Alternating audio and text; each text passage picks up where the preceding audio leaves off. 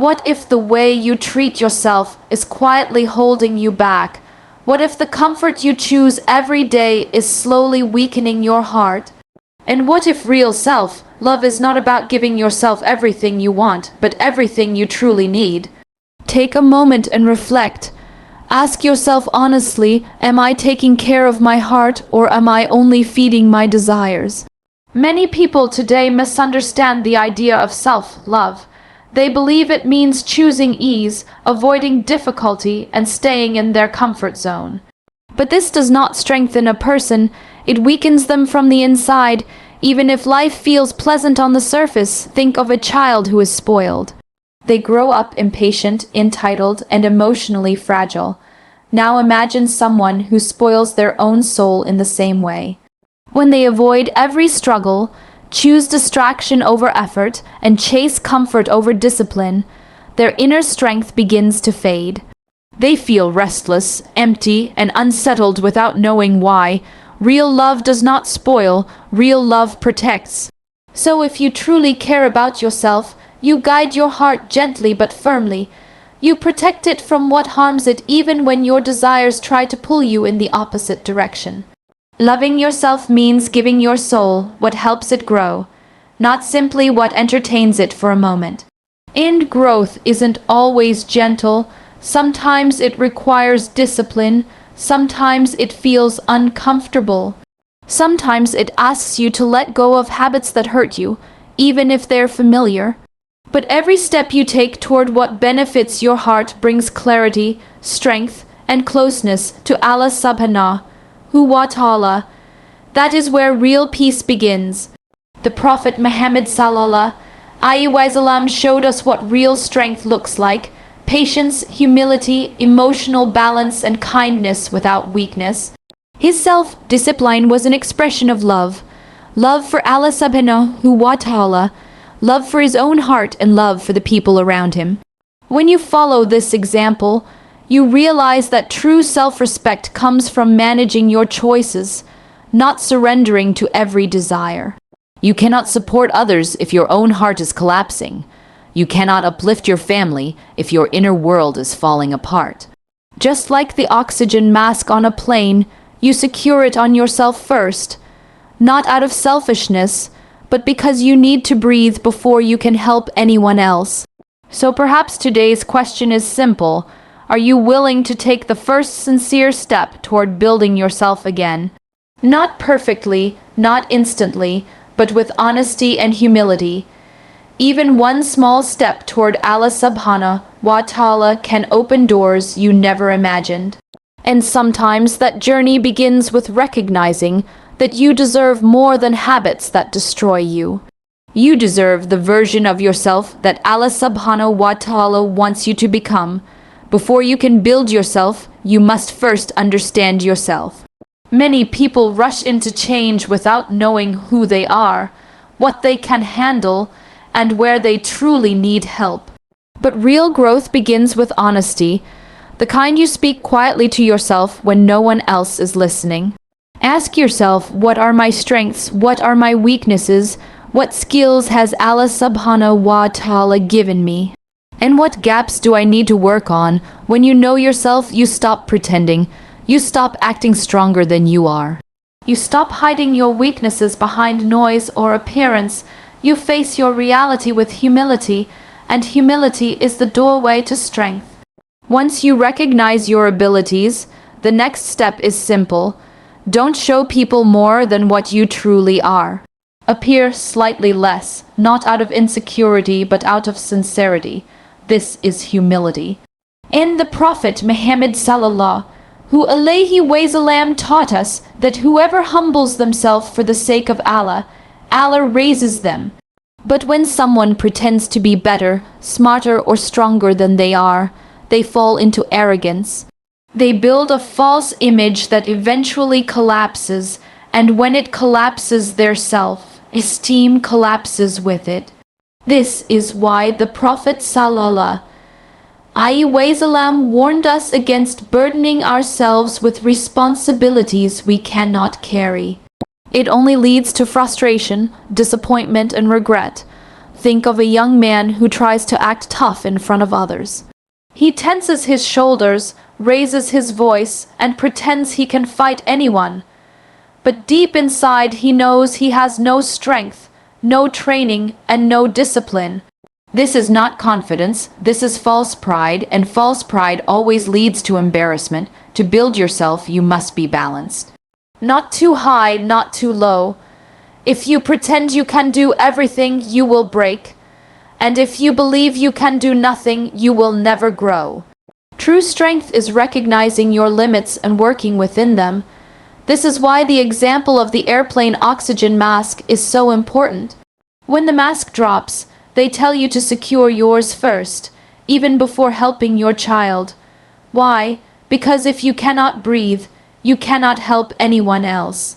Islam teaches the same principle. Take care of your responsibilities in the right order.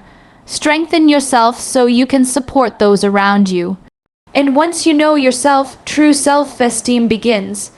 Allah subhanahu wa ta'ala created you with honor. He chose you to exist, to breathe, to worship Him, to carry purpose in this world. So instead of comparing yourself to others, remember this.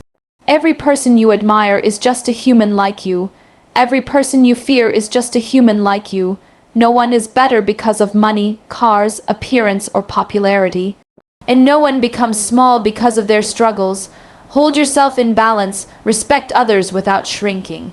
Carry yourself with dignity without arrogance. And remind your heart that your worth comes from Allah subhanahu wa ta'ala, not from people. Because once you know yourself honestly, humbly, and realistically, you can begin the journey of becoming the person you were always meant to be. Sometimes, my dear brothers and sisters, Allah subhanahu wa ta'ala prepares your next chapter by removing people from your life. And when this happens, the heart naturally asks why now, why them, why does it feel like everyone is slowly stepping away? You look around and notice that the voices that once filled your days are becoming quieter.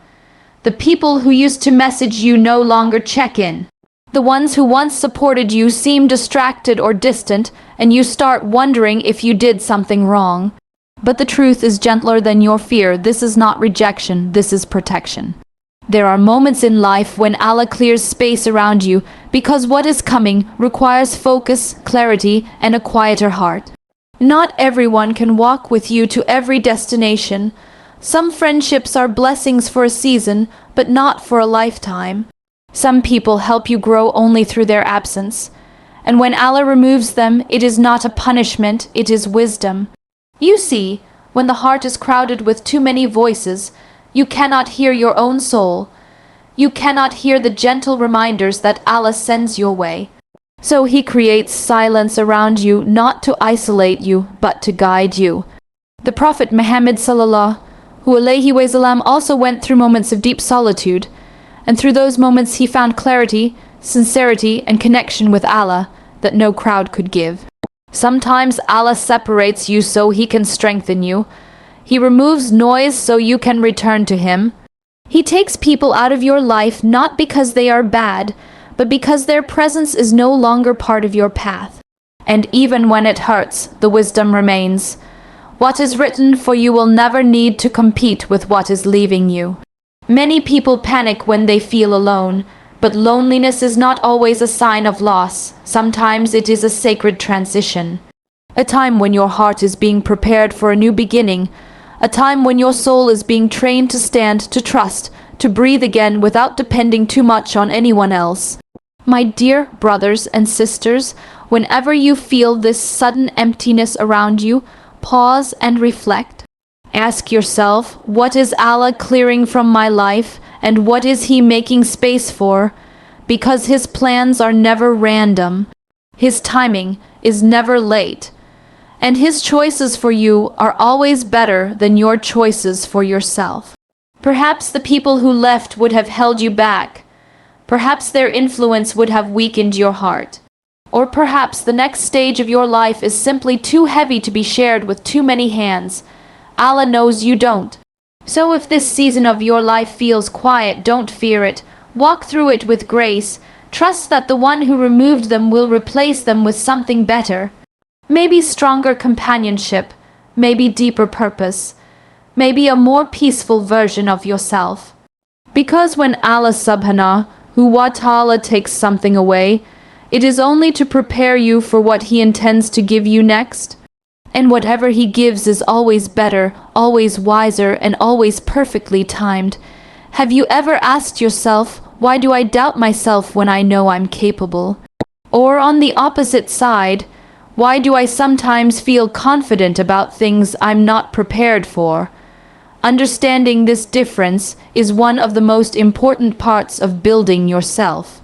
True confidence in Islam isn't loud, it isn't reckless, and it isn't based on ego. It comes from two things: knowing you have the ability and feeling that you can use that ability. When those two are aligned, that is real confidence. The kind that carries you through challenges without arrogance. But there is another side we must be aware of. Sometimes a person knows they don't have the skill, yet they still feel I can handle it. That is overconfidence. It pushes a person into situations they weren't meant to enter, and it often ends in regret. Islam teaches us to avoid this. The Prophet sallallahu alaihi wasallam told us to ask Allah not to place us in positions we cannot carry.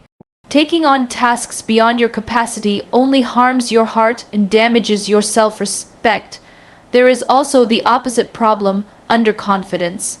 This happens when a person does have the ability, but when the moment comes they feel fear, hesitation, or self-doubt. Islam guides us here too. Take the first step, rely on Allah and move forward. You don't have to feel completely ready. You just have to begin. Allah strengthens you after you start walking. Maturity sits in the middle. A mature believer recognizes their limits and chooses their battles wisely. Not every opportunity must be taken. Not every argument must be answered, and not every challenge is worth entering. Sometimes walking away is strength. Sometimes silence is courage, and sometimes saying not yet is wisdom. This balance, confidence without ego, humility without weakness, is the character that the Prophet sallallahu alaihi wasallam embodied. And this is what we are trying to build within ourselves: steady, calm, thoughtful strength. When you know your abilities and you know your limits, you stop living for people's opinions and start living with purpose. You stop proving yourself and start improving yourself, and every step you take becomes clearer, cleaner, and closer to Allah's guidance. Have you ever looked at a failure and thought, why did this happen to me? Or felt that your efforts were sincere, yet the outcome still went the other way? My dear brothers and sisters, failure is not the end of your story. In Islam, failure is often the beginning of real clarity. Sometimes Allah subhanahu wa ta'ala teaches us through success, but many times He teaches us through setbacks, because setbacks are the moments when the heart becomes honest with itself. In life you will make plans, you will try your best, you will prepare and you will hope, but not every effort will lead to the result you imagined. This does not mean you are worthless. It does not mean you are doomed, and it certainly does not mean Allah subhanahu wa ta'ala has abandoned you. It simply means there is something to learn, something to refine, and something better waiting in a direction you have not seen yet. Even in the of the Prophet Muhammad sallallahu alaihi wasallam, we see this wisdom. At the battle of the companions were sincere, committed, and full of courage. They prepared, they believed, and they fought with heart. Yet the battle did not go the way they expected. Loss came, pain came, confusion came, and some companions struggled to understand why such difficulty happened when they had done everything right. But Allah subhanahu wa ta'ala revealed that the setback was not a punishment, it was a lesson to strengthen them, not break them, a lesson to mature their judgment, not lower their value, a lesson to teach them patience, unity, and discipline. And through that difficulty, they grew into stronger believers with deeper insight. This is how Allah teaches His servants. When something painful happens, It is not always negative. You may see loss, but in reality, Allah is building wisdom inside you. You may see disappointment, but Allah is shaping your future with greater precision. Sometimes He prepares you privately before He elevates you publicly. Sometimes He corrects your path before He blesses it. Think of a baby learning to walk. The child falls again and again, not because it is weak, but because the falling process builds the strength needed to stand. Every fall teaches balance. Every slip teaches stability. Without those falls, the child would never develop the muscles to walk confidently.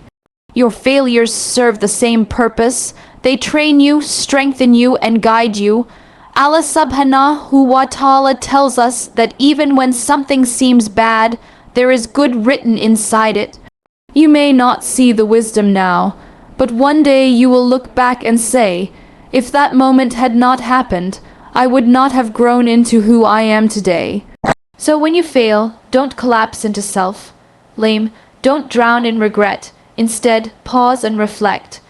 What is Allah teaching me through this? This mindset turns weakness into strength and mistakes into maturity. It keeps your heart soft, your hope alive, and your trust in Allah steady. Because failure is not the opposite of success. In a believer's life, failure is often the bridge that leads to success. The type of success that brings you closer to Allah subhanahu wa ta'ala and closer to the person He wants you to become. Have you ever wondered why some people keep moving forward while others stay stuck for years? Or why you feel motivated one day but overwhelmed the next? My dear brothers and sisters, one of the strongest signs of inner growth is self-management. The ability to manage your time, your priorities, and your interactions in a way that strengthens your life rather than scatters it. Without self-management, even good intentions collapse. With it, ordinary people rise to extraordinary heights. In Islam, discipline is not harshness, it is mercy. It is the structure that protects your energy, preserves your focus, and keeps your heart connected to Allah subhanahu wa ta'ala. The first step of self-management is clarity. You cannot do everything. You cannot please everyone. You must know what deserves your attention and what does not. Islam teaches us to set clear priorities. Your faith, your responsibilities, your family, your health, and your growth. When everything feels urgent, nothing is truly prioritized. And when nothing is prioritized, life becomes chaotic. The second step is time management. Time is one of the greatest gifts Allah has given us and one of the greatest tests. When we don't manage it, it slips away quietly. A believer learns to give time to what matters. A moment for prayer, a moment for work, a moment for rest, and a moment for reflection. Even the most successful people are not those with more time. They are those who honor time. The third part of self-management is understanding how you interact with people. Throughout life, you will take on different roles. Sometimes you will need others, and that is okay. Sometimes others will need you, and that is a blessing. And sometimes you will stand as an equal, independent, and stable. A healthy believer experiences all three. Islam teaches balance. You cannot always be the one helping, nor can you always be the one needing help. And you cannot isolate yourself and pretend you don't need anyone. Life is built on cooperation, contribution, and humility. Even the Prophet sallallahu alaihi wasallam, though divinely guided, listened to his companions in matters of worldly experience.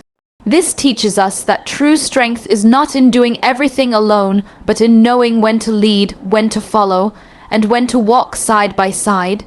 A strong believer also learns to accept constructive criticism. Not every correction is an attack. Sometimes the truth comes wrapped in uncomfortable words. But if it benefits you, take it and grow. Ignore the poison and take the medicine. This is emotional strength. The ability to rise above ego.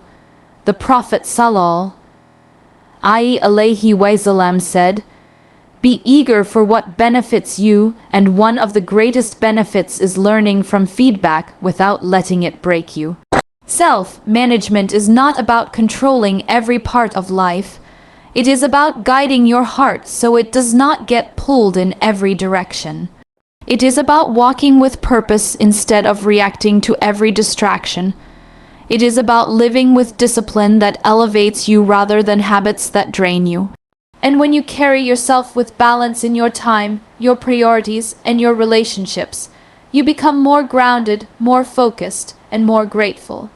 You start living the way Allah designed you to live, responsible, intentional, and capable, because a disciplined heart is not a hard heart. It is a heart that knows exactly where